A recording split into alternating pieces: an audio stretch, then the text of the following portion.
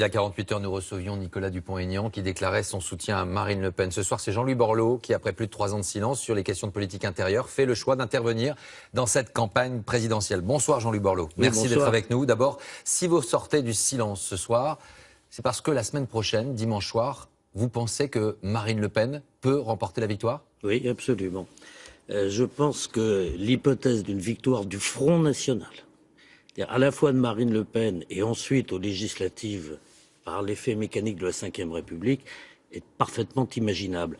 Les Français sont complètement désemparés et des solutions simples de type bouc émissaire, c'est la faute de l'autre, de l'Europe ou du monde, sur des problèmes qui sont les nôtres, l'éducation, l'agriculture, l'industrie, la santé, c'est une solution extrêmement simple. Et moi, je suis terrorisé quand j'entends des amis de la droite et du centre qui n'ont pas compris que le Front National, depuis le début, était leur adversaire.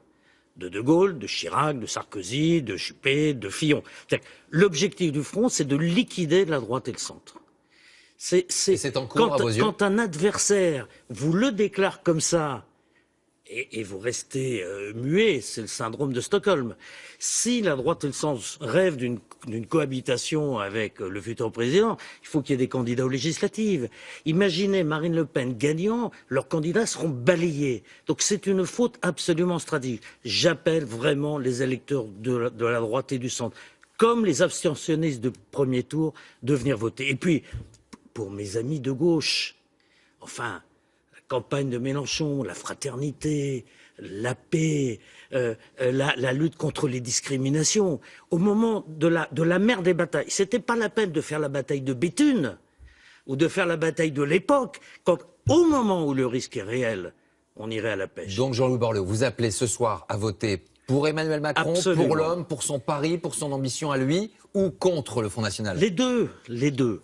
Je pense vraiment, enfin, on va pas se réveiller avec le Front National. On va pas faire croire aux Français que c'est la ligne Maginot qui va protéger les barricades et la dénonciation de l'autre. Et puis en même temps, voilà, c'est les Français qui ont décidé de faire le Big Bang politique. Les Français ont décidé un renouvellement, une recomposition, essayer de fédérer les uns et les autres, les progressistes. Il y a un garçon qui s'est proposé à ça, qui défend ça depuis le début. Qui ressemble un peu à la vôtre il y a 20 ans. Oui, mais on l'a fait à Valenciennes. Je ne croyais pas que c'était faisable au plan national. Vous pensez que c'était un pari qu'il allait perdre? Oui, enfin qu'il allait perdre, je pensais que c'était pas possible. Mais en réalité, il y a un tel besoin de renouvellement. La situation est tellement difficile. L'état des prisons, de la justice, de notre agriculture, de notre jeunesse. 2 millions de jeunes qui sont... En même temps, question importante à vous, Jean-Louis Borloo. Vous avez travaillé, vous l'avez dit, dans le Nord, dans le Pas-de-Calais, à Valenciennes.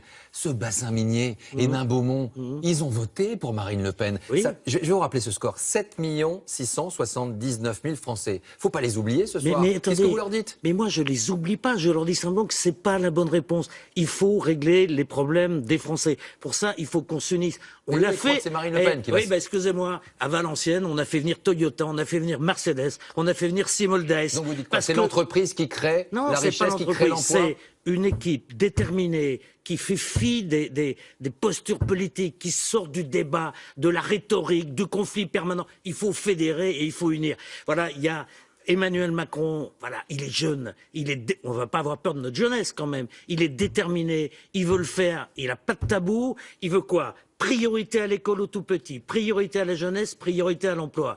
Il se propose de faire... On est limité par le temps, parce qu'on est limité par le temps par le CSA. Juste, quand vous vous positionnez aujourd'hui finalement, pourquoi vous le faites aujourd'hui et pas il y a quelques temps? François Bayrou, il a soutenu Emmanuel Macron. Mais parce que moi je suis sorti de la politique et je fais pas de commentaires. Donc là, il y a quand urgence. on n'est plus responsable politique. Voilà, je n'étais plus responsable politique, je ne l'ai pas fait. Maintenant je dis qu'il y a urgence et j'appelle vraiment nos concitoyens à aller aux urnes dimanche. Une réponse claire, il me reste 30 secondes. Vendredi soir, Nicolas Dupont-Aignan ne voulait pas de poste, mais le lendemain, il a été élu Premier ministre. Vous, dans une semaine, dans un mois, dans 3 mois, vous ne serez pas le Premier ministre d'Emmanuel Macron? Écoutez, j'ai tous les défauts du monde.